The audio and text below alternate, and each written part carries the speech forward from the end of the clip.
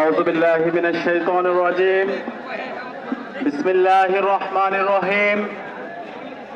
বাংলাদেশ খেলাফত মজলিস কর্তৃক আয়োজিত আজকের বিশাল